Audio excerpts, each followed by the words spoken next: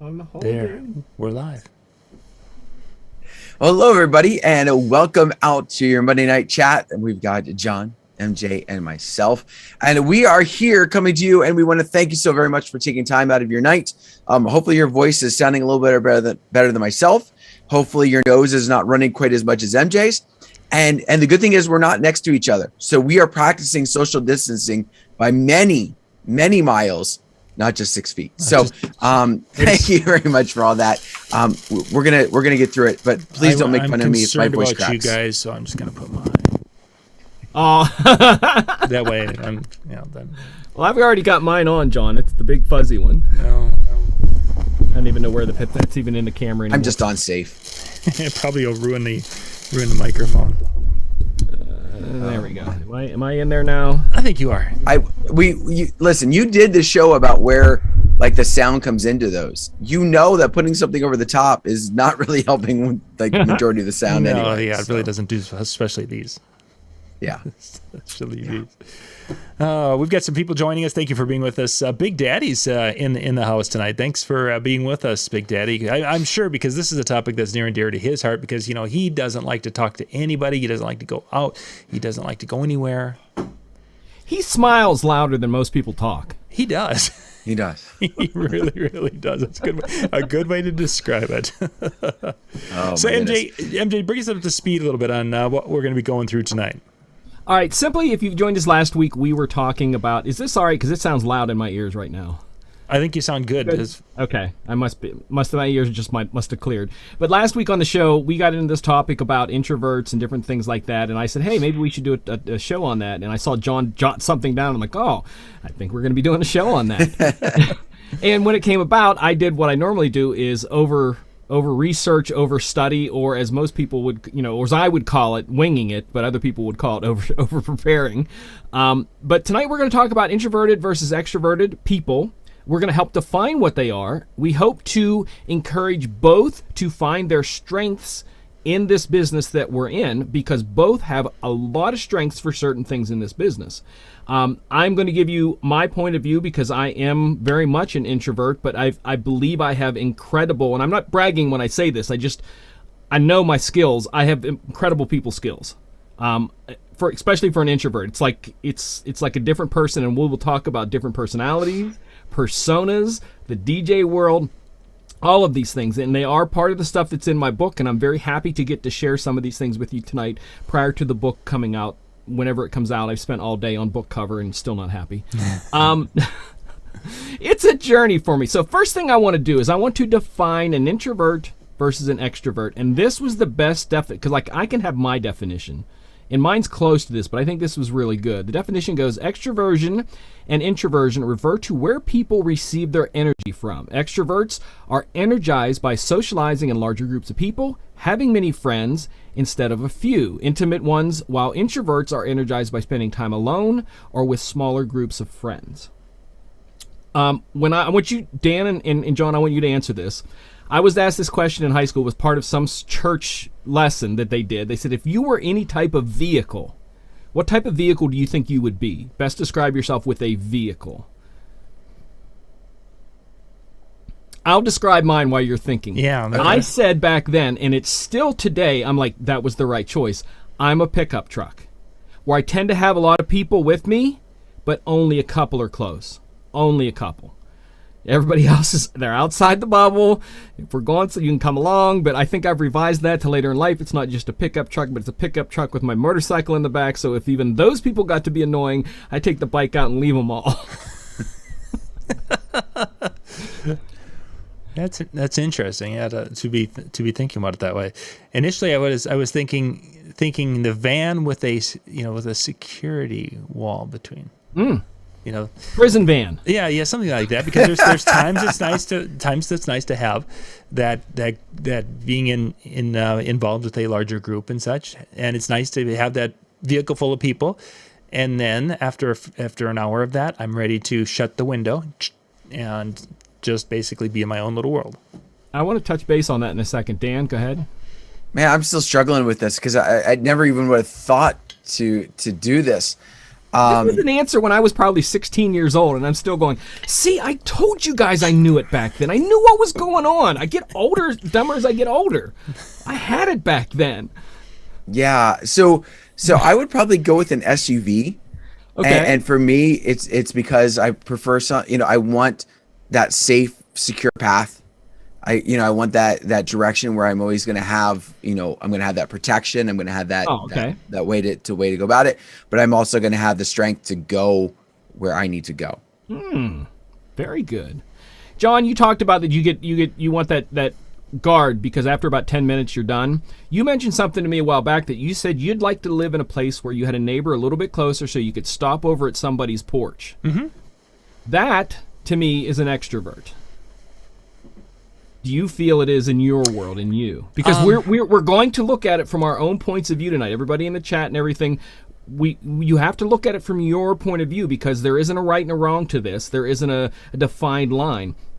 But it's to help you understand where your strengths fall into. Go ahead, John. And I think I'm kind of comparing this to a situation with Lori. Lori would love to be in a town where there are 10 neighbors, and she can, on an afternoon could go hit, 6 of the 10 every weekend type of thing. From my perspective, going and finding, having one neighbor that I go over and chat with and sit on the porch and have a coffee and 20 minutes later you leave, I'm good. That's about the extent of it.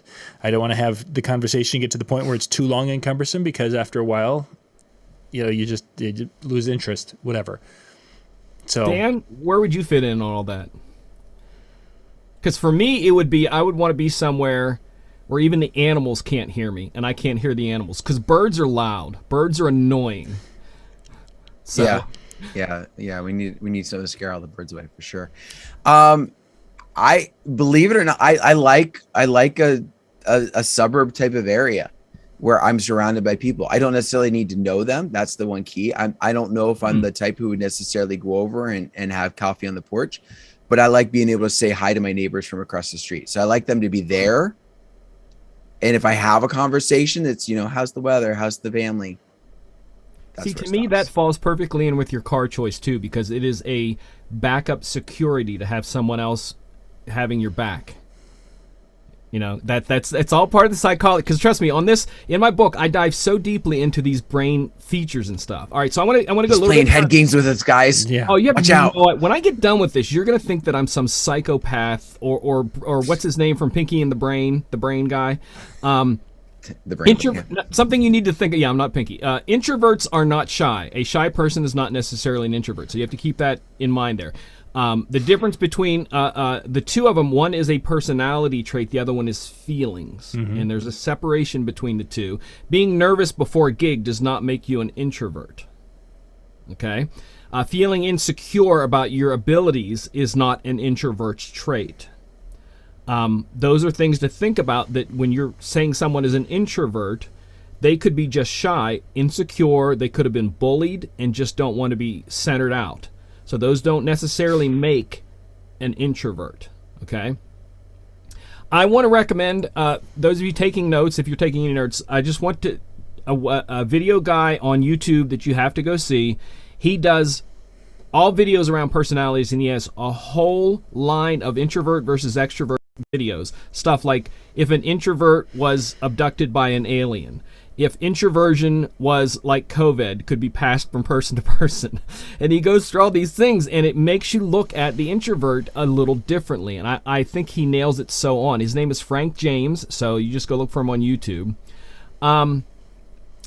We now want to talk about what we do, and I want to talk about it in 2 points of view, from the bar club DJ and the mobile DJ, okay? Because to me, as an introvert, they are two totally separate worlds.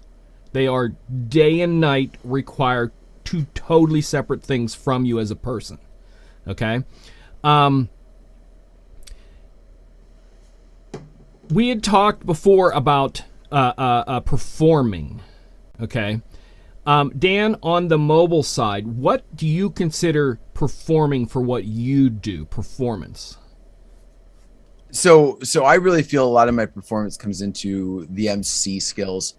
that I utilize. Obviously, mixing works in as well, so it's kind of a hand in hand, depending on what portion of the night that I'm at, whether it's going to be more heavy on the microphone use versus showing off any skill, not showing off, but utilizing any of the skills. That's with still mixing. that's part of it, yeah. John, how about you? I'm sorry. I've got something going on outside here, guys. Hang on. Okay, we'll keep it going. Yeah, I'll be right back. The part of my book I wrote in there to define, and I had talked to what's his name? I can't even think of his name now. He does the weekly things on Disc Jockey News. He MCs a lot of the stuff at the expos. Bill Herman. Bill Herman. Okay, yes. Blanked on his name, and I talked to him a little bit about this.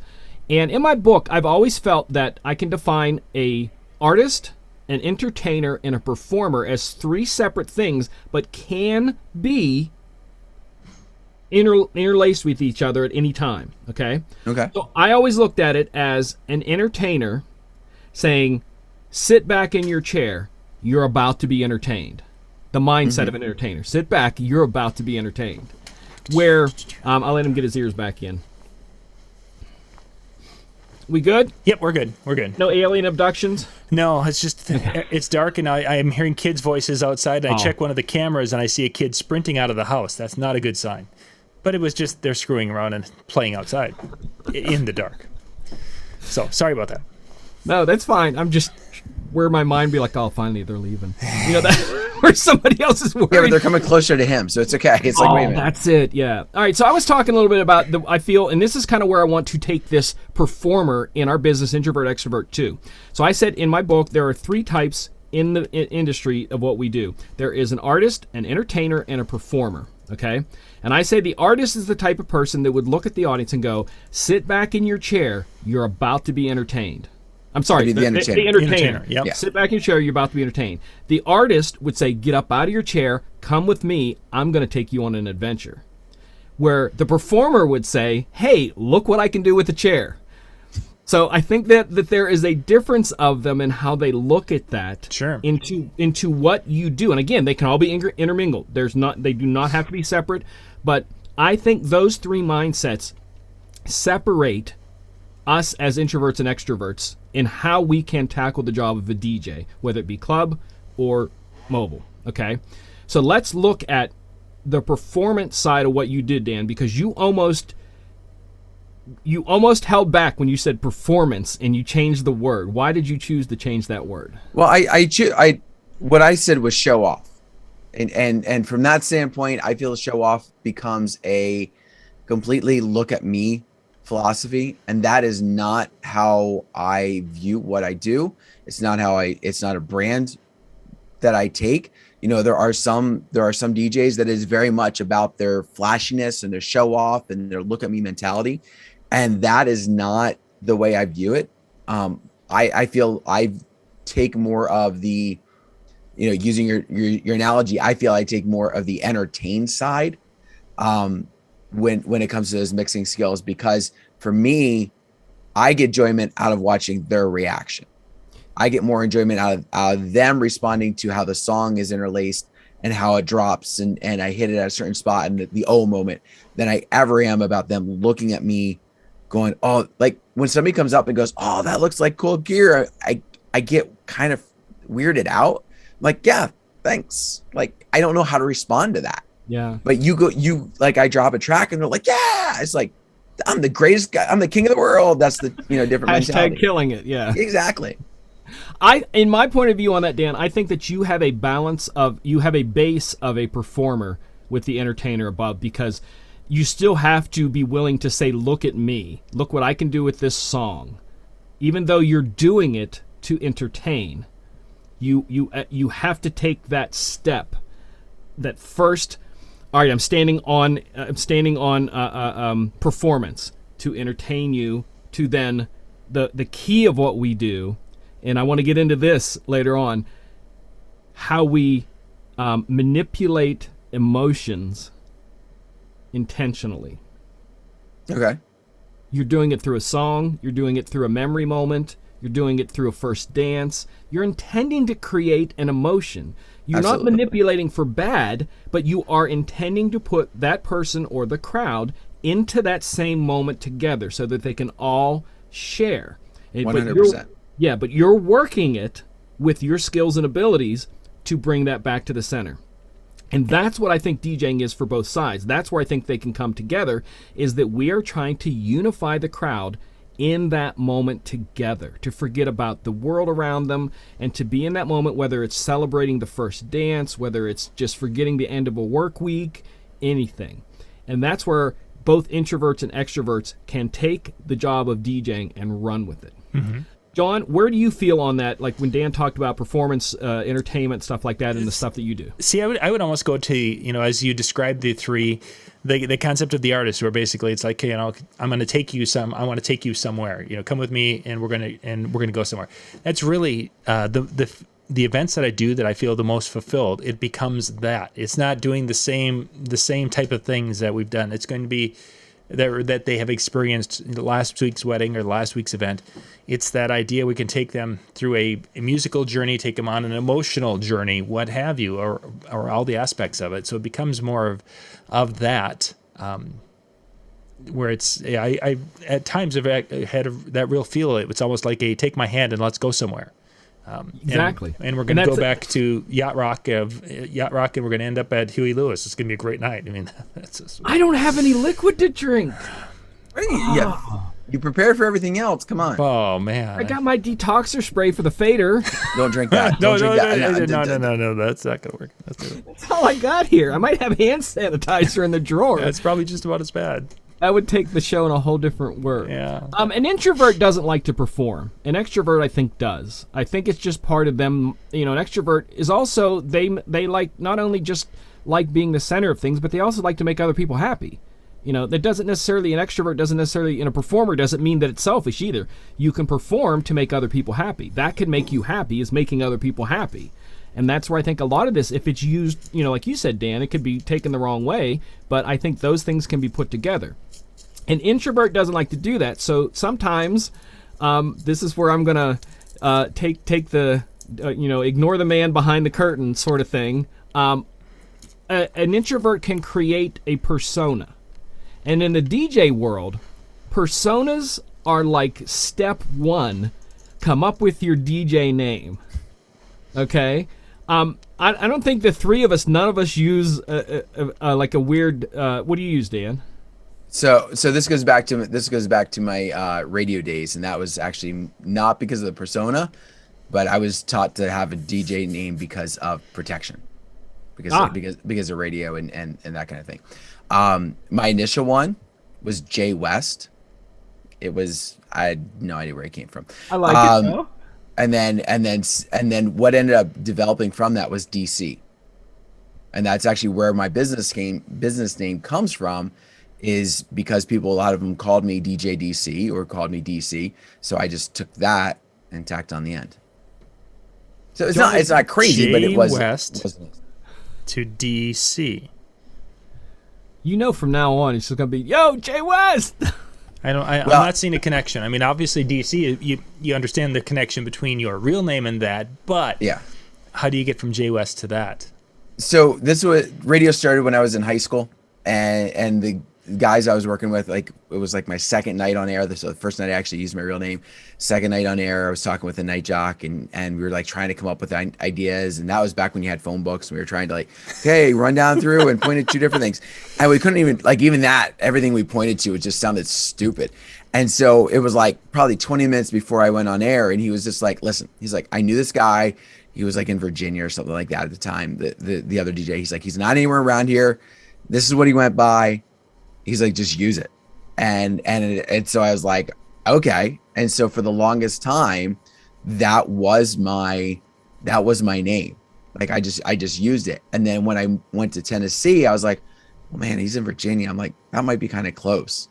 And so that's when I started developing a different name, not developing a different name, but then started going by names that other people, like, they just used it. Like, this was a couple of friends of mine they just called me DC. Like Sure. that, I don't even know why, but they just did.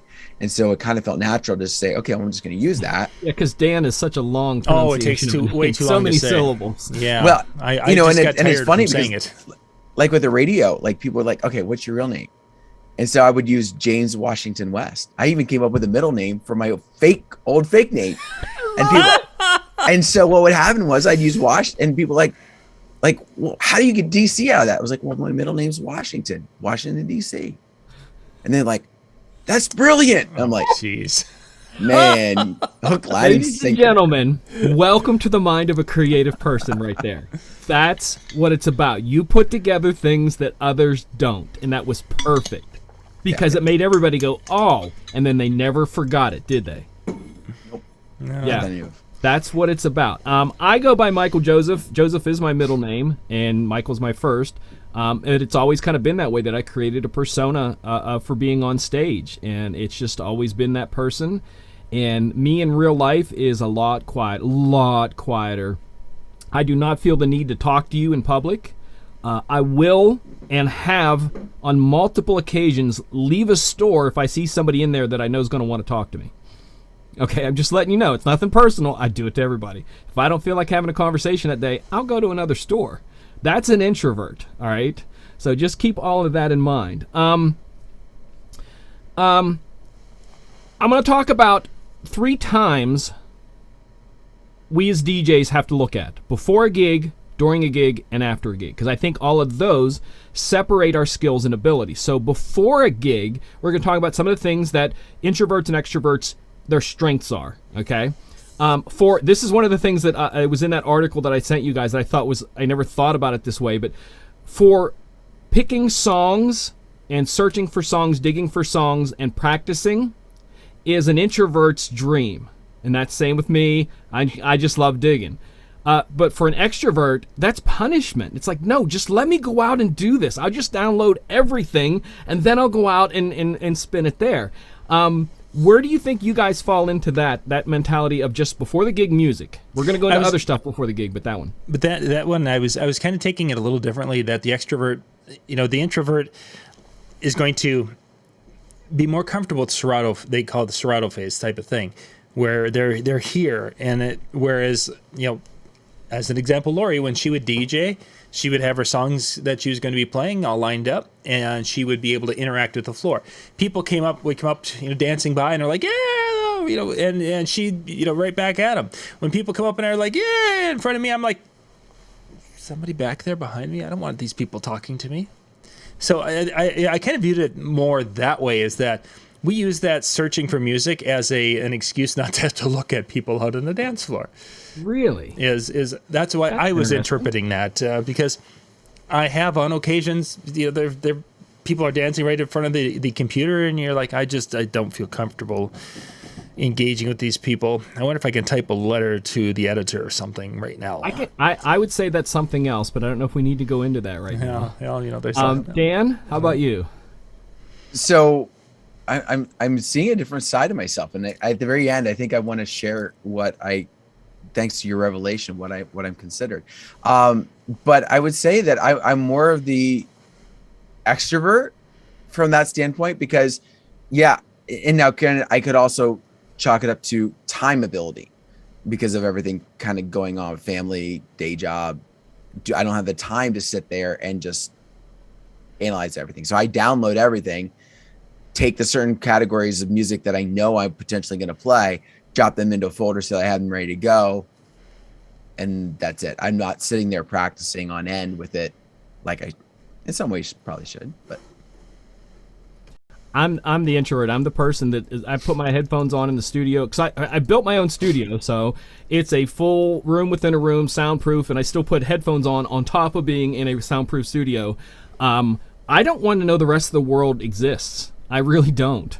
That's me. I have skills and abilities when I'm out. That's why I said that the other persona takes on over there. But the introvert is the person that I would much rather just sit here and pick through things and practice by myself than even have another human being around me. And John, this is where I think it separates.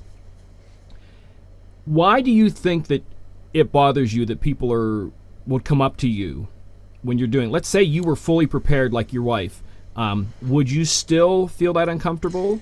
Or are you using that as an excuse not to talk, or where do you feel that becomes? It's a tough one, because there's always that small insecure part of a person where you don't want to be embarrassed, and you don't want to embarrass yourself in front of people. And as someone, as you know, that as a child, those things happen to you in those middle school years, and you're scarred for life type of a thing. And I think that at times that's still there. Now, if I have gone prior to that and I've been making announcements and I've been doing something where I'm at a higher level and more in that moment, yeah, I can, that it doesn't seem as difficult or as challenging. But when you get past that point and that you've kind of come off that, it just seems that it's a slight defense mechanism, and I can't figure out exactly why it's there and does that, because I've had DJs who, you know, they followed more of Lori's methodology of that, and it's a moment of connecting with the audience that would be beneficial, and yet there's times where it's like, okay, you know, if that facade was 2 feet taller, I'd be really good with it. And I bet that's why a lot of guys do have the tall facades. Mine is at deck height. It's below. You can see my hands, and if my hands are touching the deck, you can see everything. That's the way I want it. But that's where I split off. An introvert doesn't want that, but a good introvert with skills will turn that around to that person, you know, shouting and jumping, doing something to get everyone to pay attention to them. They become the center of attention, and now I'm back being alone again. That's the purpose of what I do, is that I manipulate the situation to get what I want, to be left a freaking alone. So the rubber chicken launching it across the dance floor. Go! It could be pointing at someone out there, you know, going, oh, get up here with them. Mm-hmm. You know, trust me, there's a zillion tricks to get things going on, you know, or bouncer, they're gone. That happens too. But it is a skill and ability of what an introvert does, where an extrovert would be like, great, this is a perfect moment to entertain the crowd. Mm-hmm. And you kind of find that balance, you know, because people aren't truly all the way one way or the other. Nothing in life is this or that. There's a lot of grays in the center with everything we do in life. And to find like I said, to find your strengths and weaknesses of an introvert and an introvert could be focused in on that situation to get a good mix and do these things, because that is their goal behind what they're doing is to create the crowd to be centered, tension off of them. That's a strength. A person who's an extrovert would take that situation, be involved, get out there, not worry about the mix, and have the exact same outcome where the audience joins together. And those are two totally different ways of getting that audience to get together there. And I think that's where I want to point people tonight as you see these things. I want you to see that both have skills and strengths to achieve the same thing. So you don't have to change who you are. John, you talked about, when we were talking messages earlier, about how that you've heard some introverts talk about, you know, like, why am I this way? Why can't I change? Tell me, like, what you see in that. I think some people, and to a lesser extent, even some of the things that I've experienced, is that you feel that, you know, why can't I be able to be energized by a room? When I was doing youth ministry things, our senior pastor I was working under was an extrovert. If he wasn't in a group of people for a few days, he was just like low energy. I mean, he was that person. On the flip side is that when I was done with youth ministry things on after Sunday, I was shot. And it was always like, I enjoy this. I'm good at this. The kids respond well to me. Everything should be where I'm in a situation where when I'm done. So it was like, okay, so why can't I, you know, what am I doing wrong? What's wrong with me that I can't be like that? And it's a frustrating thing. And as we've gone through the DJ industry, you hear other people talking of similar situations where they see someone who can be out there in front and leads the crowd and is just, you know, feeding off that energy of the crowd. And yes, sometimes we do that, and I can do that and do that well. And there's sometimes that energy from the crowd is intimidating to a point, and it's tough to handle, and it's like, okay, I'm gonna play a slow song right now, again. for the fourth time in a Again, row. the DJ manipulating the situation to fit what they need. But I'm being a little facetious there. But the No, idea, but it's you. The mindset is right there, though. You're explaining it exactly how you are, I think, and I think that's good.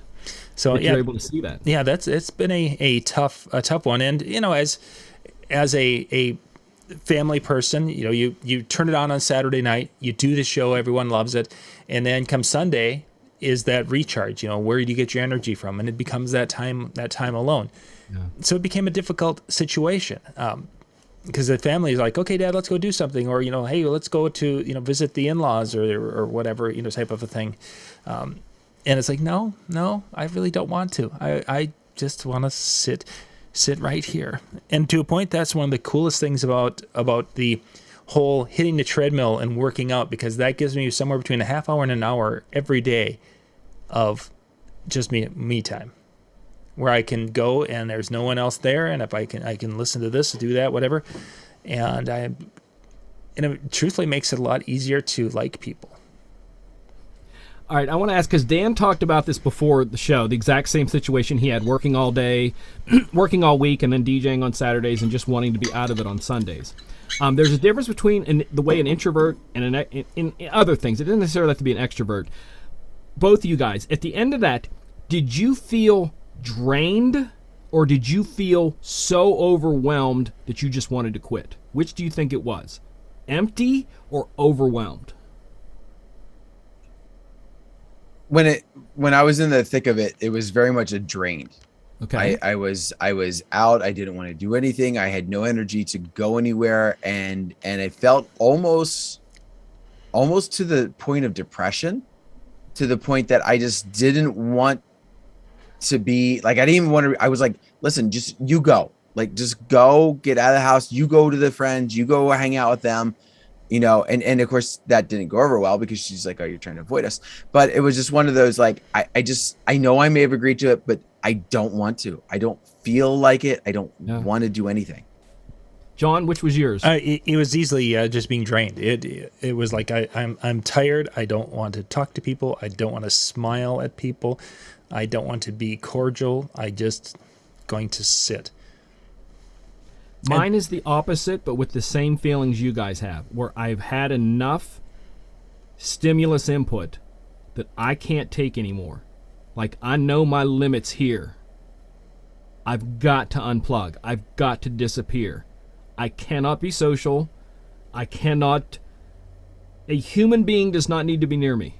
Animals don't need to be near me. Birds, keep it quiet. People are going to think I hate birds. I love chicken. It's a great food. And I don't think it's quite that bad. I think, as far as, I don't hit that level, but it's got to be much more low key, that it doesn't get to that point. And I know from our past conversations, you've mentioned this situation that you get to that and you're like, I just don't want to. I'm not answering my phone today because I don't. I'm just not going to engage. And you heard me. You were there when I hit a wall at the expo about 5 or 6 years ago. That was a full out limit right there. Mm-hmm. And it was pure defense. I've got it, just Yeah, and that's a real situation. And when people have those types of things, they're like, it's like, okay, so why does that happen? And the questions become, and it's like, it's not unusual. A lot of people have variations of it, lower, higher amounts, what have you. But I mean, it's a real situation. Some people are fortunate and they've got more ability to recover quicker. Some don't. But it's not. We're going to talk about recovery and coping mechanisms here in a bit. Yeah, the idea that it can be something that can be worked with. Once it's understood, a person can work with it, and that might mean that you put on that game face and you become the persona of DJ DC, and you're up there on top with your chicken hat and your U.S. disco flag vest. Yeah, be great. We're going to talk about coping mechanisms. We're going to talk about what's the word I'm looking for? Segmenting life, putting things in little spots, because that's a strength. But I want to talk about one more before that affects you guys more than me, is dealing with clients before an event. Me dealing with clients is the absolute worst thing that can happen. Like it is the last thing on the planet that I want to do is speak to someone, try to get information about their wedding, what kind of stuff they want played, do they want to upsell, all of this. Like, I'm not the salesman, because the salesman is continually trying to get more out of you and more out of you, where an introvert is like, I'm going to do whatever it takes to desist or dampen any sort of interaction necessary. I'm going to answer questions in a way, I'm telling you, this is the way I do it. I answer questions in a way to mitigate me needing to talk more.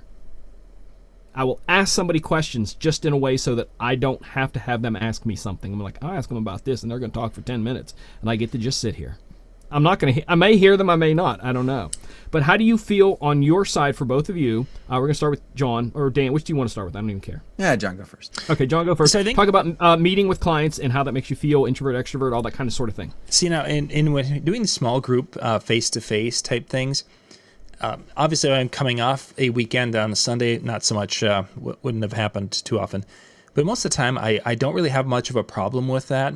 But once it's over, there isn't that dread, is what I'll call it, going into it. It's like, okay, so yeah, it's an inconvenience. Okay. We got to go drive, whatever. It really, but then when I was done with it, there's that, it doesn't feel like quite as much of a drain afterwards, but it's like, that was much more than I had anticipated it being. But I think it's because now I'm in front of two people, and I'm playing a role. It isn't just two of us, or a couple of us sitting around at a table and just talking smart. And if I don't carry the conversation, well, Dan and MJ can carry the conversation for a little while. It's not that way when it's just. I think the three of us have a good balance on that. So So it is not the dread. The beginning, the front side isn't as much, but the back side is surprisingly still a draining thing for me. Dan? I like to meet with my clients. I like to meet and talk with them, but I don't want to talk about myself. Like, I want to talk about them. Like, I want to hear about them. I want them to carry it. Like, I want to ask the question that gets them talking, and I get energized hearing their stories and talking about their events. And when they turn and they ask me questions, like, obviously I'm going to answer them, but it's not something where I'm just from that. Again, each of those have strengths to deal with. Tough one for me to give an introvert a strength in that situation, other than if you can make it as intimate as possible. Don't meet at a coffee shop. You'll never make it through. Figure out a way where you can meet just with the people you're meeting with and no human beings. Well, that's the best I can tell you with that one. Now, I actually will say that, based upon what you said and the feelings that you go through, that it would actually work well. Now, the only downside that I could see is where you talked about you may hear them or may not. But when you're talking with clients, you're talking with private clients, especially in the mobile side, you want them talking about themselves, because the more they talk about themselves, the more there's a connection to you. As weird as it may seem, the more they're willing to share, the more that they feel that connection, and the more they're going to want you to be a part of what they're doing. So that turning anything that they have so that they talk more actually works in your favor. So that definitely. I'm doing that. You'd have to listen though. Yeah, but see, that's the thing, that I'm asking the question so there does not have to be a connection. So I don't have to tell them anything about me. So they don't have to know anything about me, because the more they know about me is more fuel they have for a future conversation that I don't want to have. So my goal is to eliminate them knowing anything about me so that I can just move on. Bye. So it's the opposite. But if you can, that's what I'm saying, that if an introvert can take that and use it exactly like you said, Dan, that is a beautiful, powerful thing. I really believe that could be. I want to move on real quick because I know we're running out of time. During an event, introvert versus extrovert. Me in the clubs and bars, I love it because that's where I get to shine. I do not have to hold a conversation with anybody. I do not have to necessarily interact with anybody. I don't have to do anything but keep that crowd engaged all night long. I'm in control of the music. I'm in control of the lights. I'm in control of the crowd the whole night long. There is no surprises. There's nothing unexpected. And at the end of the night, you're all going to go home, and I'm going to go home by myself, and that's just the way it should be. During the event of a mobile person, you really have to engage. What I always used to say, and I want you guys to take this and run with it. I always say that wedding, you have to be everybody's 5-hour best friend. For those 5 or 6 hours of the wedding, you have to be best friends with everybody. The drunk uncle, hey, how are you? You're looking good tonight. All that kind of stuff. Where do you? That's a broad field. Where do you feel you fit in on that? Dan, we're going to go with you since we were John last time first. Unless you want to pass it on to John. I'm going to pass to John while I think. Okay. So I think this is one of those areas where if I know going in, or if I pick up that that's the type of night it's going to be, I can do it, and I can do it successfully. This year, I've actually more of my mobile events have been that way, where I've had to be that person, and I think because of me doing more interaction during the dinner time and the cocktail time of talking to people and engaging, I think that's one of the big reasons that I hit 9:30, 10 o'clock, and I'm just ready to be done. And I've gotten to the point where I hate the dance, is because I'm ready to. It's like, okay, I've played music to make people dance for 30 years. That I've lost my interest is the way I was viewing it as. But as I've been thinking about it here, in the last couple of weeks, and then even as we've been preparing for this, is it that I have during that dinner time I've had to be the MC and directing traffic and doing this and doing a lot of things behind the scenes with people. Then I get that, and then I really don't know, but I can do it.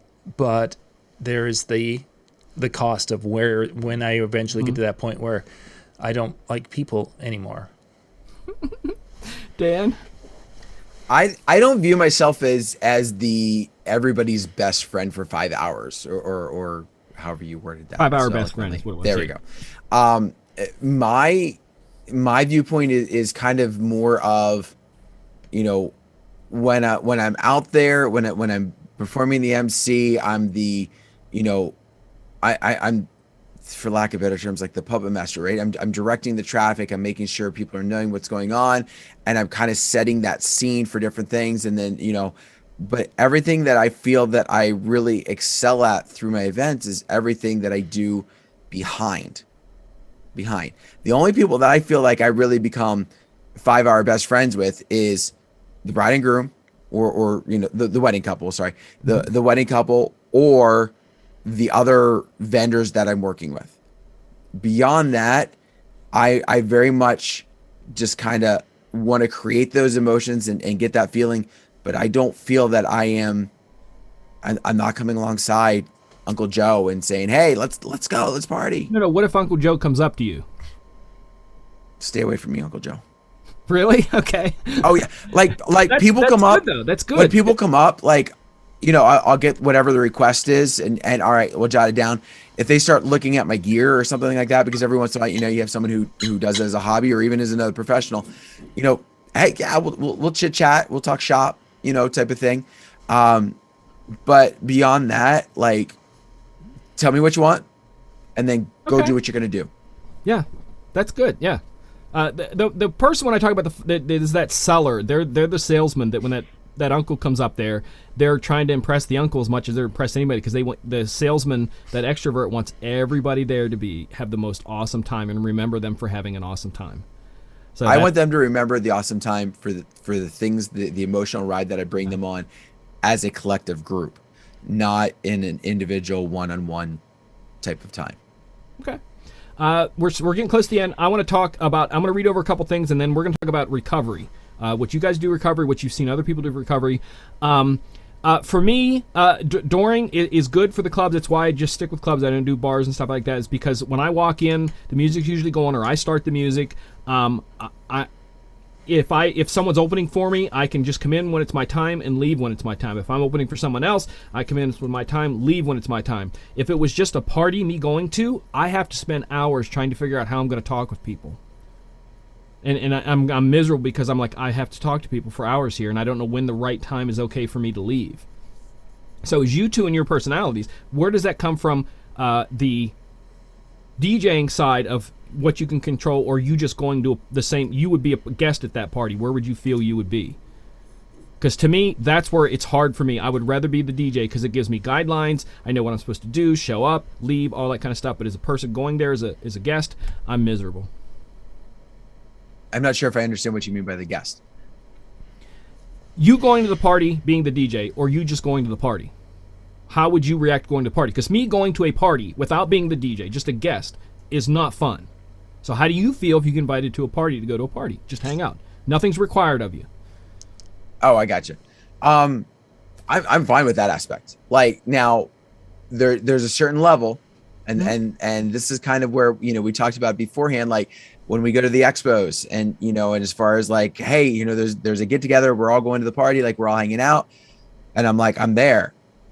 But when I get there, where I'm at in that room is a big sign of the type that I fall into. So I'm all about going, but where I'm at during is very different than somebody else who's like, let me go to the party, let me be on the floor, let me be center of attention. I love the psychology behind that. I love the psychology behind it. John? See, and I think it depends on the crowd, because if we go to a DJ conference, and I know this is much to the chagrin of my wife, I'll work the room at a DJ conference. And that's just that's a situation where something's required of you. So we're talking to a party where you're not there because you're a DJ. You're just a person.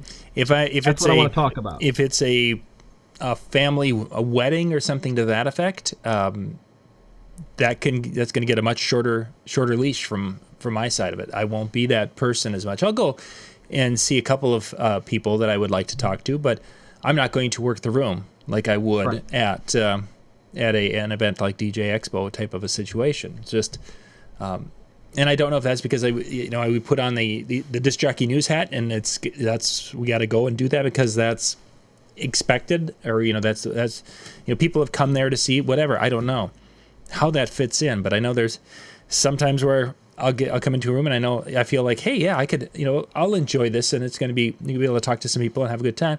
And then I can come into another room of people for a party, and I'm like, okay, I've been here too long. Well, you just walked in the door. Yep. It's time. I love the psychology behind both of these. It's telling me so much about you guys. Example for what you do about putting the hat on, John, you are playing a part there, because Dan, if you remember when we went to the Serato party a couple years ago at the Expo, first off, Dan would not let me wear my virtual DJ shirt to the Serato party. I was so angry. He's like, don't. He was serious. I was scared. But we got to that room, and I remember working the room, coming back, and he's like, where you been? I'm like, I'm working the room. You guys haven't moved. That's what we're here for. I was not there for fun. Other than I really wanted to wear that shirt and get a picture with the crowd behind me. But Dan, I respected Dan as my friend. But I worked the room. That's the difference between the two. My performance side became in and going, I'm going to work the room, even though I don't give a flying crap about any of this. So that's the during. Now we're talking about the after. Okay, the recovery of any sort whatsoever. For me, it's simply unplug. Get away from people, even if there's days where I've talked about where I put these little puff earplugs in my ears at home, and I live by myself, no pets, no nothing, just to get my head to calm the frick back down. I will sit here in the studio, put a sleeping mask on with those things in, and just let my brain calm back down.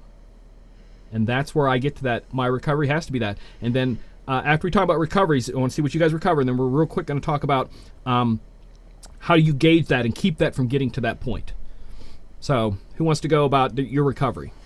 Yeah, I kind of talked about it a little bit already, is hitting that day, the day after an event. And it hasn't been as bad this year, and I think part of it, again, even with the shows we did, I think that doing the daily maintenance and that half hour or to an hour of walking has been, but that it's got to be that kind of alone downtime. I don't want somebody talking to me. I just want to be able to do whatever that would be, whether that's going for the walk. I've gotten to the point now where I do the 2-mile walk the morning of an event, go do the event, and then the next day I'm back again, and the next morning doing things. I get up at 6 in the morning, between 5:30 and 6 every day, so I have an hour and a half of time before the next person wakes up in the house. Kind of those times. That has made it so that when I have gone out to do some things, it's been better this year than it has in the past. So I think that prevention to a point, or what have you, and then taking the time afterwards to let that battery recharge a little bit has helped tremendously. Dan? So I noticed that how I recover if I have one event in a weekend versus two events in a weekend makes a huge difference. So I've gotten to the point lately where one event in a weekend, I'm usually pretty good. The next day, get up, go to church, do some stuff with the family, kind of just chill in the afternoon though, and just kind of breathe. When I've had two events in a weekend, I'm spent. Like it's not just an exhaustion, it's a mental fatigue, it's an emotional fatigue, and I want nothing. So I kind of made kind of a conscious decision this year, that unless I had a reschedule that caused it, I was going to avoid any two in the weekends, because I knew what it did to me personally, and I just didn't like what that then left me available for my family. Mm-hmm. All right, prevention now. Where do you guys, like you just talked about it there, Dan, about your prevention. Like what else do you do small? I mean, I'm talking just the DJ life, but life as a parent, as a husband, as a full-time employee, on top of DJing. What other little things do you have? And you can say alcohol if alcohol is one of those things. I don't want to negate if some. I mean, I'm a person that believes that if you can do without drugs of any sort, do it. But if you need something to help, not habitually, but we all need help. A friend, anything, a pet, whatever your thing is. What do you feel that you have to kind of help with that before you get to that point? So every night, kind of similar to John, every night, there's times that I have just basically alone time. By the time I'm up, I get a little bit of time. I mean, my wife's already up and she's getting ready for the day job, and so am I. And I'm with the boys all day long. My wife goes to bed early. My boys go to bed early. So once they're in bed, it becomes like Dan time. I can focus on what I have to do for the business. I can just kind of chill. I can zone out on some stupid game on my phone. Just kind of not really pay attention to what's around me, and just kind of zone for a bit. Mm-hmm. And I do that not every night of the week, but I do that enough nights throughout the week that come the weekend, I'm pretty good. Some of that downtime also becomes because the day job is just so taxing, taxing, that sometimes I just need that time. And yeah, there's an occasional drink to get me through, but it's not so much because of the weekend stuff as much as the day stuff. Right. Did John already go? John, no? No. And the only thing I'd really add when it came to that is being more intentional about situations I'm putting in. The idea of saying no to going and going to a board meeting or a school this or a planning session, whatever. There's as far as that are more community, the post-prom thing. I'm not going to get involved with things like that because I'll end up hating myself after a short period of time, because I put myself into a position where I'm just not enjoying. I can go do it. I can help. The event will be better for my being involved, but there's a cost to it, and I've just decided that I'm not going to put my position, because as kind of Dan was saying, I'm taking away from family to do these other things, and I'm not going to do that. That takes up the very last sentence I have on mine is it's ultimately takes you as far as you want to push your limits. And if you decide that I don't want to go that far, you have to learn to say no. For me, recovery is a lot of years of learning what my limits are, learning ways to what's the word I'm looking for? Not segment. Segregate? Compartmentalize a lot of things in life, where for these next 4 hours, I've got to be on. So earlier in the day, I'm going to not schedule so much. Yeah. I'm going to try to kind of sit here and watch some YouTube videos. I'm not going to, for me, sometimes it's leaving early and getting to the venue and sitting there in the car for half an hour by myself before I go in. You have to find those things that can get you through, whether you're an introvert or an extrovert, and that both means energizing and de-energizing, depending on which way you get pushed. And I hope that you got that from what we said tonight, that both personalities can thrive in this business if you work at it and find your strengths and weaknesses and work those strengths and weaknesses, and have a good support team around you. If you're able to do that, that can take you a long, long way. You guys want to add anything on the end of that? All right. So do we make our proclamations of what we think, and you agree or disagree? Okay, go ahead. if you want to throw it out there in public, I mean, go ahead. To be honest with you, when we first started talking about this, I really kind of felt that I was more of an introvert, like before we started talking tonight. As you kind of had us dive a little bit deeper, I find myself more probably in the shy or insecure extrovert. John, do you care to? If you don't have to say anything if you don't want to. It's what Dan described is the shy, probably more slightly the insecure side of it would probably be larger than the other. But I don't think. Yeah. I'm the opposite. There's no insecurity. There's no shyness. There's no anything. I do what I have to do, but trust me, I don't enjoy it. So that's where the introvert in me is. It's not that I have a weakness of something, not I'm afraid of something. I'm not afraid of making a fool of myself. I've done that enough times in life, voluntarily and involuntarily. But it's just not fun for me. That's all I can say.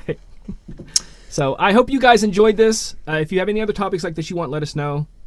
John and Dan, off to you. Thank you guys for letting me take a head on this one. Let's see. So up next, Howie's going to be joined by Lori and Michelle. They're going to come in and they're going to be talking about the importance of grammar with your digital world. They obviously spend more time dotting their T's and crossing their I's than some of us do. So they'll be up next. DJNTV.com/chill. I just put that into the chat, and I think it went around to the different areas. Again, DJNTV.com/chill. They'll be recording for the first half hour or so, and then after that, you can turn your mics on and be able to be part of that show. And then it will be put up on YouTube at a later date. Tomorrow night, Tuesday Night with Ben Stowe is back. Tomorrow night, we're going to be going through on a wireless microphone all those little menus and submenus that are on those digital microphones. And Ben's going to go through and explain what those mean and how you can utilize those to the maximum advantage of that capability. That leads into next Monday night, which is our monthly DJNTV training night, which is out at djntv.com/virtual expo. It's gear night. So we're going to have a variety of sessions that are based around the gear we use. Howie's going to be, we're going to go and look at controlling DMX on the iPad. MJ is going to be showing you how to do some MIDI mapping a little bit, get your feet wet with that. Ben is going to be doing microphone the microphone from the wireless microphone to your speakers and setting up a gain structure properly to eliminate some of the problems that we typically have. And there's another one in there. I can't remember who's the other one. I can't remember who the last one is. So you just go to djntv.com/virtual expo. Let's all do that together. Let's see, who is that other one? You're legitimately not remembering.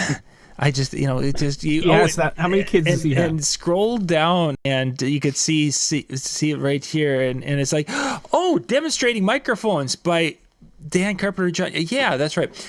We got a bunch of Zoom or some wireless microphones, or not wireless microphones, wired USB microphones, and literally I'm going to set those up, and Dan's going to be talking to you, singing songs, and I'm going to be switching microphones, and he's going to tell us which ones suck. It's going to be great. Yeah, not which song. No, my microphones. Which microphone? Which microphones? Because obviously the ones we use in a studio are pretty nice, but I think I have maybe 8 other microphones that we're going to give you a flavor for different microphones, because as Dan has been doing some communication with Zoom here outside of our little meetings that we're doing, he's been getting complimented on his sound, and of course that's probably because he's got that radio voice from DJ DC, but it also might be because he's got a good microphone. We don't know. We'll find out. West side. MJ, are you back this week, Wednesday? I'm going to try, unless everything falls apart. I'm going to try to do a VDJ Wednesday night. So Excellent. We got to go. Holy cats, Howie's up next in 2 minutes. All right. So on that note, thank everybody for taking some time to join us. Have yourself a wonderful night. Don't forget the great shows. Stay up on those. And don't forget, next Monday night, earlier start with the Virtual Expo. Have a good night. Night, everybody.